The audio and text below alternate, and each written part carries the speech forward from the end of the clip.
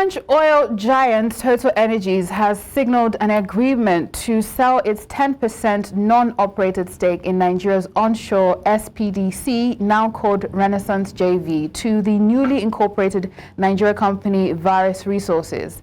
The move comes after a failed sale last year and highlights the ongoing trend of international oil majors exiting mature onshore Nigerian assets.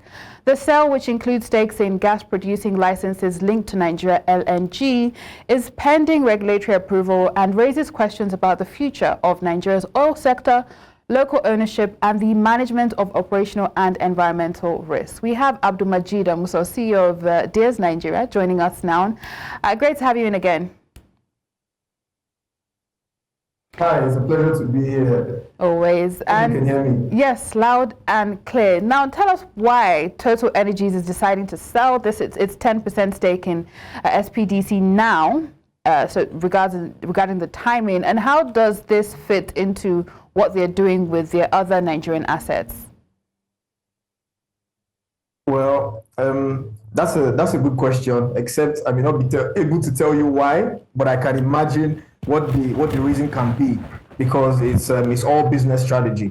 So what I imagine is that this is about balancing their risk. It's not an exit from Nigeria. So we need to kind of recondition that impression. So TotalEnergies have decided that they want to reduce their exposure to mature high-risk onshore assets while retaining their interest in what they are sure is going to keep bringing returns to them. And this is for better clarity, this is for better structure, and we've seen this pattern consistently, where you divest from the onshore and then you try to stay invested in deep water and the gas side of the business. And this you can see if you look at their broader global strategy, it aligns with that, because it's about focusing, capital on assets with predictable cash flows and lowering the non-technical risk that can come from what you cannot really put your hands on completely all the time. Mm-hmm. And Vaaris Resources, who they sold to, it's a brand new company, just incorporated last December. How confident can we be that they can handle such a big and complicated oil operation?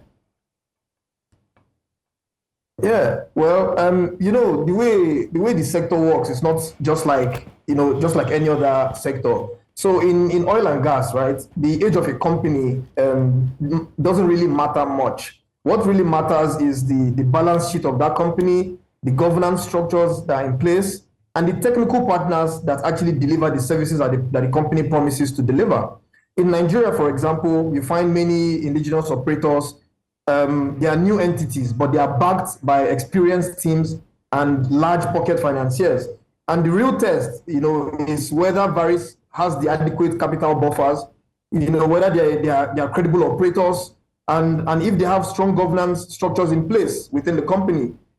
And regulators should not, approve this based on ownership alone, but it's about demonstrated capacity, to focus on safety, to focus on sustainability, and these important things that can bring about the growth that we all want.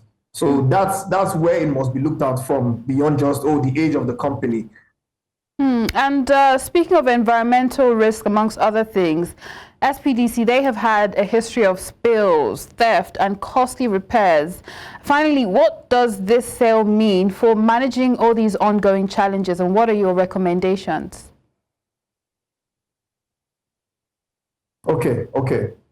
So ownership, right, does not, because they have a new owner, does not just eliminate the structural problems and so on, but the quality of management can reduce the issues. So the challenges that we know is the usual ones, the oil theft, pipe vandalism, environmental issues, they would be there. But a smaller and a locally focused operator, who is willing to go in there and actually get things done with the community and take the community along on the journey, can sometimes respond faster and more pragmatically than what a multinational can do on ground. But that said, without strong security coordination, in the area for all operators and the regulatory enforcement and the environment, the risk profile does not, just magically disappear. So these things must be done, and the management must be one that is willing to get in there, roll up their sleeves, and make progress. instead of, remaining with the same legacy stereotype that has already been there on the asset and the initial operator. And thank you so much for your thoughts there, recommendations. Our time is fast spent.